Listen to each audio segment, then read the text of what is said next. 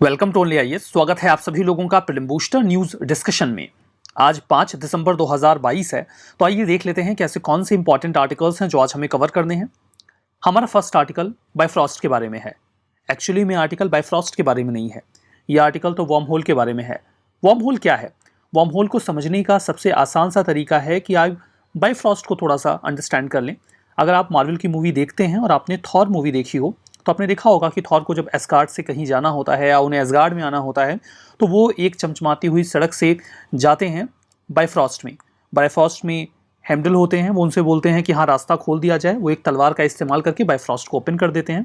Bifrost में एक entry gate open होता है जिसमें एंटर करते ही वो जहाँ यूनिवर्स के जिस हिस्से में जाना चाहते हैं जा सकते हैं। तो एक्चुअली में मार्वल की मूवी थॉर में जो बाइफ्रॉस्ट दिखाया गया है वो काइंड ऑफ वर्म होल ही है। वर्म होल में ऐसा बताया जाता है कि एक्चुअली में दो कनेक्टिंग पॉइंट्स होते हैं जो यूनिवर्स की बहुत बड़ी डिस्टेंस को कनेक्ट कर रहे होते हैं। ये बिल्कुल वैसे ही है कि ये एक पूरा शीट ऑफ पेपर है। अब इस शीट ऑफ पेपर में ये जो डिस्टेंस है ये इस डिस्टेंस से बहुत दूर है और यहाँ से यहाँ जाने में हो सकता है आपको लाइट ईयर्स लग जाएं, मल्टीपल लाइट ईयर्स लग जाएं। लेकिन अगर आप इस पेपर को यूं ऐसे फोल्ड कर दो और यहाँ पर एक होल कनेक्ट कर दो तो यहाँ से यहाँ आप बहुत ही आसानी से जल्दी से आ जाओगे। तो एक्चुअली में दूरी तो आप ये पूरी ट्रेवल करोगे लेकिन टाइम आपको बहुत कम लगेगा। वर्म होल में कहा जाता है कि दो ब्लैक होल्स कनेक्ट होते हैं तो एक वर्म होल बन जाता है। एक्चुअली में एक होता है ब्लैक होल और दूसरा होता है व्हाइट होल। अब इसमें जो कनेक्शन बिल्ड होता है वो वर्म होल का होता है। एक जो ब्लैक होल होता है उसकी ग्रेविटी बहुत हाई होती है और वो चीज़ों को अपनी ओर खींचता है, जबकि व्हाइट होल चीज़ों से अपने जो भी चीज़ें उसके पास होती हैं उन्हें बाहर की ओर फेंक देता है। तो जब ये वर्म होल के जरिए आप ब्लैक होल से एंटर करके व्हाइट होल में जाते हैं तो व्हाइट होल के जरिए आप बिल्कुल बाहर चले जाते हैं। तो एक्चुअली में ये ब्लैक होल एक एंट्री पॉइंट की तरह काम करता है और व्हाइट होल आपको यूनिवर्स के दूसरे हिस्से में बाहर की ओर ढकेल देता है। तो आप तो बहुत ही दूरी पर, यानी कि हो सकता है कि लाखों करोड़ों लाइट ईयर्स की दूरी पर स्पेस एंड टाइम में बहुत ही स्पीडली ट्रेवल कर सकते हो सकता है ये ट्रेवल आपका बहुत कम समय में हो जाए, कुछ मिनट में हो जाए, कुछ घंटों में हो जाए, जिसे आपको फिजिकल फॉर्म में सीधे ट्रेवल करने में थाउजेंड्स और लैक्स ऑफ लाइट ईयर्स लग जाएं। तो ये बात वही है कि मार्वल का जो सिनेमैटिक यूनिवर्स मूवीज हैं उसमें जो मैजिकल बाइफ्रॉस्ट दिखाया गया है वो सिमिलर टू वर्म होल ही है। तो बाइफ्रॉस्ट कुछ नहीं है, बस आइंस्टीन रोजन ब्रिज है जिसे 1935 में उन्होंने थ्योराइज किया था। एल्बर्ट आइंस्टीन ने नेथन रोजन के साथ उन्होंने बोला था कि हाँ दो कनेक्टिंग पॉइंट हो सकते हैं यूनिवर्स में ट्रेवल करने के लिए। वर्म होल एक टनल की तरह होता है जो दो डिस्टेंस पे रहने वाली चीज़ों को आपस में कनेक्ट कर देता है और ट्रेवल टाइम को कट कर देता है। ये इतना ज़्यादा कम कर देता है कि आप मिलियंस ऑफ लाइट ईयर की दूरी को घंटों या मिनट्स में तय कर सकते हैं। वर्म होल जो होता है वो चूंकि स्पेस टाइम को बहुत ज़्यादा कम कर देता है, इस लिहाज से ये एक टाइम मशीन की तरह भी काम करता है। इट इज़ वेरी पॉसिबल कि आप यूनिवर्स के दूसरे हिस्से में आएँ और जब ट्रेवल करके वापस आएँ तो आप एक्चुअली में अर्थ पे 2022 में ना लैंड करके 1500 में लैंड कर जाएं। तो आप समय में पीछे भी जा सकते हैं और समय में आगे भी लैंड कर सकते हैं। तो ऐसा बताया जाता है कि worm holes kind of time machine की तरह भी काम कर सकते हैं। वर्म होल फैक्ट है या फिक्शन है? देखिए, अभी तक तो जो वर्म होल्स थे वो फिक्शन में ही रहे हैं। जो साइंटिफिक डिस्कवरीज हो रही थी वो बहुत ही माइन्यूट थी, ज़्यादा नहीं है। अभी भी जो लैब में वर्म होल्स क्रिएट करने की कोशिश की गई है वो बहुत ही छोटा सा प्रयास है। इसके पहले तक ये थ्योरीज का पार्ट हुआ करता था और फिक्शन मूवीज़ में इसे बहुत ज़्यादा हाईलाइट करके दिखाया भी गया। जो साइंटिस्ट हैं वो अक्सर ये मानते हैं कि जो वर्म होल्स हैं ये इंपॉर्टेंट फिजिकल इक्वेशंस का सोल्यूशन हमें दे सकते हैं और जो आइंस्टाइन की थ्योरी है स्पेस टाइम की और जनरल रिलेटिविटी की उसके बारे में हमें और अच्छी समझ दे सकते हैं। बट अभी तक इस फील्ड में कुछ खास नहीं हो पाया है। तो चलिए, ये तो पूरा आर्टिकल हमने कवर किया। 2019 का एक प्रश्न है ब्लैक होल्स के बारे में। ब्लैक होल्स जो बिलियंस ऑफ लाइट ईयर्स पहले मतलब दूरी पर मर्ज करते हुए दिखाई दिए, उनका क्या सिग्निफिकेंस है, ये पूछा गया था 2019 के प्रश्न में। और इसका सही जवाब था कि इसके ज़रिए हमने ग्रेविटेशनल वेव्स को डिटेक्ट किया।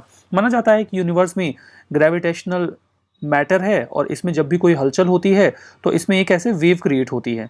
तो जब आप वेव मतलब ग्रेविटेशनल वेव्स के बारे में आइंस्टाइन ने कहा तो बहुत पहले था, बट हम उसे कभी रियलाइज़ नहीं कर पाए थे। पहली बार तो बहुत लेटर ऑफ दी मतलब 2016 के आसपास इसे हमने पहली बार डिटेक्ट किया। 2019 में इसे एक बार फिर से ऑब्जर्व किया गया जब ब्लैक होल्स का कोलिजन हुआ बिलियंस ऑफ लाइट ईयर्स की दूरी पर। तो हमने रियलाइज़ किया कि अच्छा ठीक है, जो हलचल है वो हमें ग्रेविटेशनल वेव्स के फॉर्म में देखने को मिल रही है। तो ये तो पूरा मामला हो गया वर्म होल्स के बारे में और बाइफ्रॉस्ट के बारे में। हमारा जो नेक्स्ट आर्टिकल है वो डॉक्टर राजेंद्र प्रसाद जी के बारे में है। अभी हाल ही में हमारी ऑनरेबल प्रेसिडेंट द्रौपदी मुर्मू जी ने उन्हें उनके जन्म दिवस पे याद किया। इसी रेफरेंस में डॉक्टर राजेंद्र प्रसाद जी न्यूज़ में रहे। इनके बारे में फंडामेंटल समझ ले रहे हैं। ये न्यूज़ में है तो कन्वेंशनल क्वेश्चन भी आ सकता है, कोई बहुत बड़ी बात नहीं है। राजेंद्र प्रसाद जी का जन्म 1884 में बिहार में हुआ था। इनके पिताजी पर्शियन और संस्कृत के बहुत अच्छे स्कॉलर थे, ब्रिलियंट स्टूडेंट थे ये अपने टाइम में, और इन्हें जो एंट्रेंस एग्जामिनेशन था यूनिवर्सिटी ऑफ कलकत्ता का, उसमें फर्स्ट प्लेस मिला था। 1963 में फाइनली इनका देहावसान होता है। बट इसके बाद हम कुछ और भी डिटेल्स जानते हैं उनके बारे में। जैसे कि उनके करियर के बारे में जाने तो इन्होंने जब अपना पोस्ट ग्रेजुएशन किया, लेटर ऑन वो इंग्लिश के प्रोफेसर के तौर पे ज्वाइन कर लेते हैं लंगत सिंह कॉलेज को मुजफ्फरपुर में, बिहार में, और बाद में वो इसके प्रिंसिपल भी बन जाते हैं। 1911 में कलकत्ता हाई कोर्ट में उन्होंने अपनी लॉ प्रैक्टिस को शुरू किया। 1916 में इन्होंने पटना हाई कोर्ट को ज्वाइन किया। जब ये इस्टेब्लिश हुआ उसके दौरान ही इवेंचुअली ये काफ़ी ज़्यादा प्रोमिनेंट और एमिनेंट फिगर बन गए पूरे रीजन के लिए। नेशनलिस्ट मूवमेंट में इनका क्या कंट्रीब्यूशन रहा इसको भी समझते हैं। 1906 में जब कलकत्ता का सेशन हुआ नेशनल कांग्रेस का, तब तो ये एक डेलीगेट के तौर पे वहाँ पे गए थे, वॉलंटियर के तौर पे उन्होंने उसको ज्वाइन किया था। 1911 में फाइनली इन्होंने आईएनसी को फॉर्मली ज्वाइन किया। 1917 में महात्मा गांधी जी ने जब चंपारण सत्याग्रह ऑर्गेनाइज किया तो डॉक्टर राजेंद्र प्रसाद जी ने उन्हें पूरा सपोर्ट दिया और जो भी मदद वो कर सकते थे वो उसमें शामिल हुए। जब नॉन कॉपरेशन मूवमेंट 1920 में शुरू हुआ तो डॉक्टर राजेंद्र प्रसाद जी ने जो अपनी ल्यूक्रेटिव लॉ प्रैक्टिस थी, जिसमें उनकी बहुत अच्छी इनकम थी और बहुत अच्छा नाम था, उसको छोड़ दिया और डेडिकेट कर दिया खुद को फ्रीडम की कॉज के लिए। 1921 में वो पटना में नेशनल कॉलेज शुरू करते हैं, जो कि गांधी जी के कंस्ट्रक्टिव वर्क का पार्ट हुआ करता था। जब भी कोई नेशनल मूवमेंट चलता था तो इंडियंस अपनी ओर से कुछ कंस्ट्रक्टिव टास्क भी किया करते थे। जब बॉम्बे का सेशन होता है 1934 में, तब उन्हें पहली बार कांग्रेस की प्रेसिडेंसी दे दी जाती है। ये प्रेसिडेंसी एक बार उनको फिर से 1939 में और फिर 1947 में मिलती है। वो काफ़ी ज़्यादा इन्वॉल्व रहे क्विट इंडिया मूवमेंट में भी। 1942 में राजेंद्र प्रसाद जी को फूड एंड एग्रीकल्चर मिनिस्टर के तौर पे सिलेक्ट किया गया। 1946 में जो इंटरिम गवर्नमेंट बनी थी उस दौरान जल्दी ही उन्हें कॉन्स्टिट्यूएंट असेंबली के प्रेसिडेंट के तौर पे इलेक्ट कर दिया गया दिसंबर 11 को उसी साल में। जब देश आज़ाद हुआ तो फाइनली 26 जनवरी 1950 को उन्हें रिपब्लिक ऑफ इंडिया का पहला प्रेसिडेंट बनाया गया, इलेक्ट किया गया। वो दुनिया के अलग अलग हिस्सों में इंडिया को रिप्रेजेंट करने के लिए जाते हैं और इंडिया की साख को मजबूत करते हैं। उसके बाद वो 2 और बार चुने गए, एक बार 1952 में और दूसरी बार 1957 में। और इस तरीके से 3 टर्म्स, अगर आप देखो तो जो हमारा इंटरिम गवर्नमेंट का पूरा फेज था, अगर आप उसको भी कैलकुलेट कर लो तो 3 टर्म्स इस तरीके से अटेन करने वाले वो पहले हमारे प्रेसिडेंट बन जाते हैं और अभी तक ये ओहदा किसी और के पास तो नहीं। 1962 में उन्हें भारत रत्न से अवार्ड किया गया। हालांकि जो उनका पहला टर्म था उसमें वो जो असेंबली थी उसके प्रेसिडेंट थे और बाद में वो देश के प्रेसिडेंट बन जाते हैं। तो भारत रत्न इनको दिया जाता है 1965 में, 1962 में। तो ये तो सारी बातें रही डॉक्टर राजेंद्र प्रसाद जी के बारे में। चलिए आगे बढ़ते हैं। अभी हाल ही में हमें मिले हैं 2 नए मिनरल्स। देखिए बहुत सारे मिनरल्स हैं। इन 2 मिनरल्स की खास बात यह है कि ये अर्थ पे पाए जाने वाले मिनरल नहीं है, इसीलिए थोड़ा सा इंटरेस्टिंग है। रिसर्चर्स को कनाडा में एक्चुअली में अभी 2 नए मिनरल्स उन्होंने डिटेक्ट किए हैं। ये रिसर्चर्स कनाडा के हैं। हालांकि ये जो मिनरल्स हैं ये इनको मिले हैं सोमालिया से, और चूंकि ये जो मिनरल्स हैं ये अर्थ के मिनरल्स नहीं हैं, बल्कि ये एक मेट्रोइट में पाए गए मिनरल हैं और ये नए हैं, अर्थ पे नहीं मिलते। 15 टन का एल अली मेट्रोइट ये सोमालिया में 2020 में खोजा गया था। ऐसे सेलेस्टियल रॉक्स जो धरती पर पाए गए हैं ये उनमें 9वां सबसे बड़ा है। ये 2 मीटर चौड़ा है और ऐसा माना जाता है कि ये मेट्रोइड उन्हीं एस्ट्रॉइड्स में से किसी एक का हिस्सा है जो मार्स और जुपिटर की बेल्ट में ट्रेवल करते रहते हैं।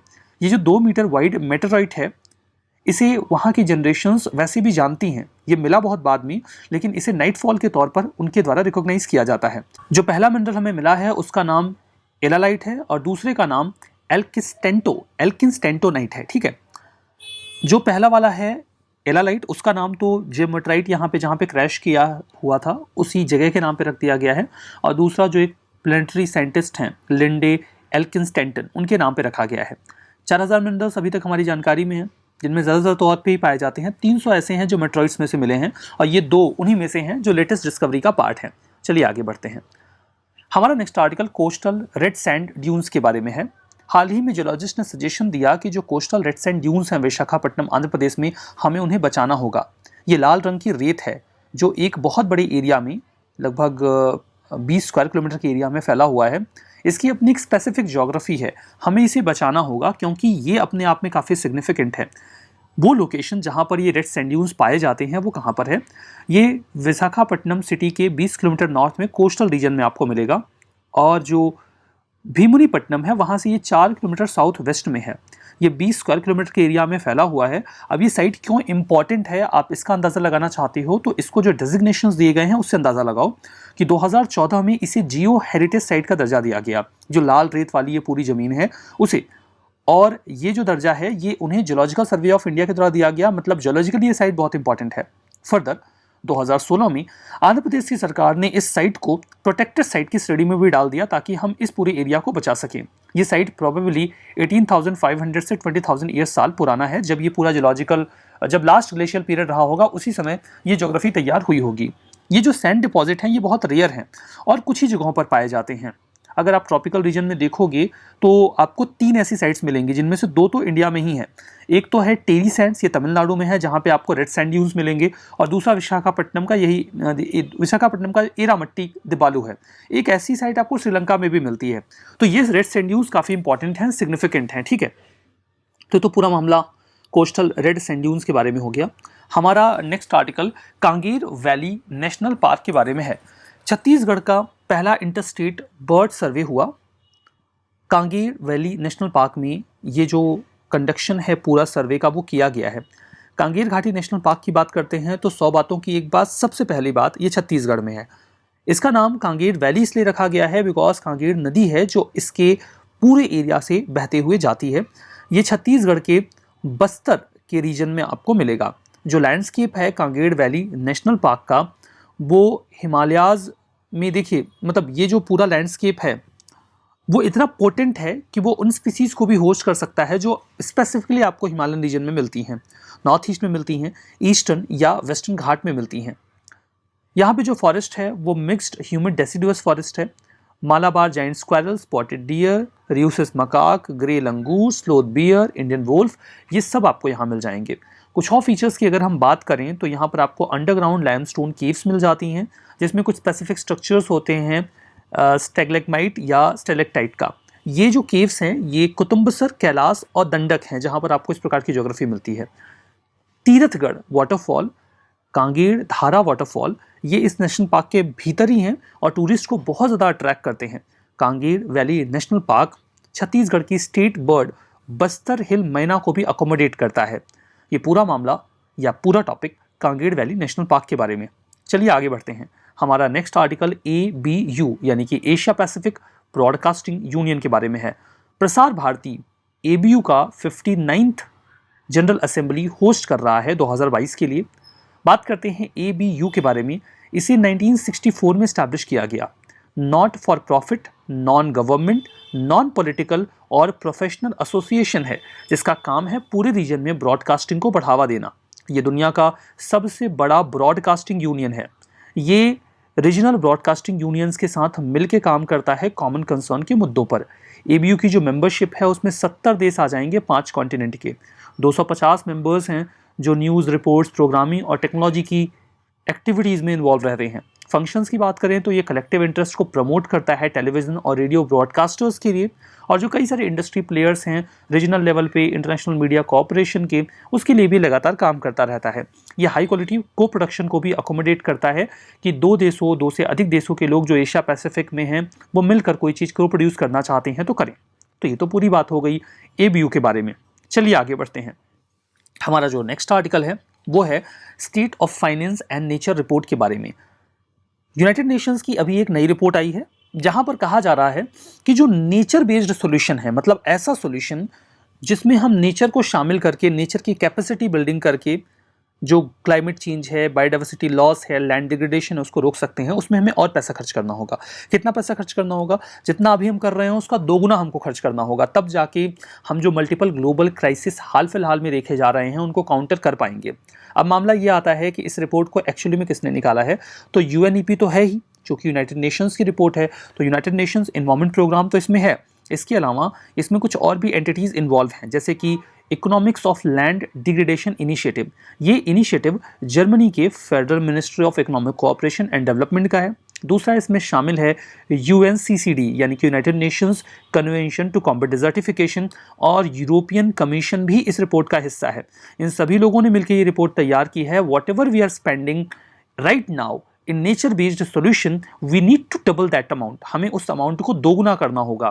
क्या निकल के आई फाइंडिंग्स इस रिपोर्ट की? वही बात, हमें फाइनेंसिंग को डबल करना होगा ताकि ग्रीन हाउस गैस जो बहुत तेजी से बढ़ रहा है उसे हम कर सकें, कम कर सकें और नेचर को प्रोटेक्ट कर सकें।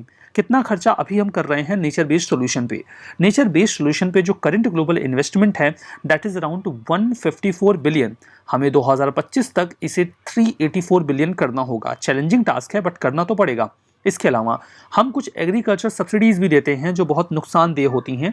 हार्मफुल सब्सिडीज जैसे फर्टिलाइजर्स पे, पेस्टिसाइड्स पर जो सब्सिडीज दी जाती हैं वो एनवायरनमेंट को बहुत लार्जली नुकसान पहुंचाती हैं। अभी जो सब्सिडीज दी जा रही हैं 340 बिलियन से 530 बिलियन पर ईयर के आसपास हैं। हमें इसे एलिमिनेट करना होगा, फेज आउट करना होगा धीमे धीमे। हालांकि इस पॉइंट को क्रिटिसाइज किया जाता है ऑन द ग्राउंड कि जो भी सब्सिडीज दी जाती हैं एग्रीकल्चर सेक्टर में वो एक्चुअली में बहुत इसेंशियल हैं। अभी कुछ समय पहले ये भी बात चल रही थी कि जो मीथेन का एमिशन होता है, CO2 का एमिशन होता है एग्रीकल्चर एक्टिविटी की वजह से, हमें उसे भी काउंटर करना होगा। तो जब भी एग्रीकल्चर के फॉर्म में किसी प्रकार के रिस्ट्रिक्शन की बात आती है तो अक्सर ये पॉइंट क्रिटिसिज्म को फेस करने लग जाता है, क्योंकि एग्रीकल्चर की जो एक्टिविटी है वो एक इसेंशियल एक्टिविटी मानी जाती है और उसमें जो इन्वॉल्व लोग होते हैं वो मार्जिनल लोग होते हैं, वल्नरेबल लोग होते हैं। उन पे अगर आप किसी भी प्रकार का बर्डन डालोगे तो ना केवल आप फूड सिक्योरिटी को खतरों में डालोगे बल्कि आप उनकी जो लाइवलीहुड है उसे भी थ्रेट में डालोगे। तो इसलिए इस प्रकार के पॉइंट क्रिटिसाइज जरूर किए जाते हैं, लेकिन रिपोर्ट का पार्ट है तो आपको जरूर से जानना चाहिए। यहां पर देखिए एक प्रश्न है, कॉमन कार्बन मैट्रिक यूपीएससी ने पूछा था, जिसको यूएनईपी सपोर्ट कर रहा है, ये क्यों डेवलप किया गया है? इसका सही जवाब था कि हमें जो बिल्डिंग ऑपरेशंस होते हैं पूरी दुनिया में उसका कार्बन फुटप्रिंट क्या है, उसके दौरान हम कितना ज़्यादा कार्बन डाइऑक्साइड का एमिशन करते हैं उसे जानना, इवेलुएट करना, चेक करना इस पूरे इनिशिएटिव का बेसिक ऑब्जेक्टिव है। तो ये तो पूरा हमने आर्टिकल डिस्कस किया। आइए करते हैं revision. Kanger valley national park Uttarakhand में है, शुद्ध रूप से गलत है। अभी हमने देखा था कि ये तो छत्तीसगढ़ में है, तो ये तो हो गया गलत। वार्म होल ये एक टनल की तरह है जो डिस्टेंट पॉइंट को यूनिवर्स के कनेक्ट कर देता है और ट्रेवल टाइम को कट कर देता है। ये बात तो बिल्कुल सच है। डॉक्टर राजेंद्र प्रसाद जी, इन्होंने स्वदेशी टेक्सटाइल मिल्स को पटना में 1921 में शुरू किया। ये स्टेटमेंट गलत है। State of finance for nature report, यहाँ पर हम नेचर बेस्ड सॉल्यूशंस में ज़रूरी है कि हम इसमें जो फाइनेंसिंग करते हैं उसे डबल करें, ये बात सही है। तो ये तो हमने ट्रू एंड फॉल्स देखा। यहाँ पर हमारा आज का ये सेशन खत्म होता है। इस सेशन की PDF आपको मिलेगी ओनली IAS के टेलीग्राम चैनल पे। टेलीग्राम चैनल तक जाने के दो रास्ते हो सकते हैं। आप सीधा only as nothing else search कर लीजिए, 1.5 लाख से ज़्यादा सब्सक्राइबर बेस वाला चैनल दिख जाए उसे सब्सक्राइब कर लीजिए, या सिंपली इस QR कोड को स्कैन करके आप टेलीग्राम पे चले जाइए। वहाँ पे कई सारे डॉक्यूमेंट्स और इवन जो सेशंस होते हैं एडिटोरियल, प्रीलिम बूस्टर, उनकी PDFs अवेलेबल होती है, जिसके जरिए आपने जो कुछ पढ़ा है आप उसे रिवाइज कर सकते हैं। So always remember, current affairs बहुत ज़्यादा होता है, अगर आप इसे रिविजन में नहीं लेकर आएंगे तो ये बाहर निकल जाएगा आपके दिमाग के। If you want to really retain it, revision करिए। तो जाइए टेलीग्राम चैनल पे इस PDF को डाउनलोड करिए और रिवीजन करना मत भूलिएगा। That's all for now, thank you very much.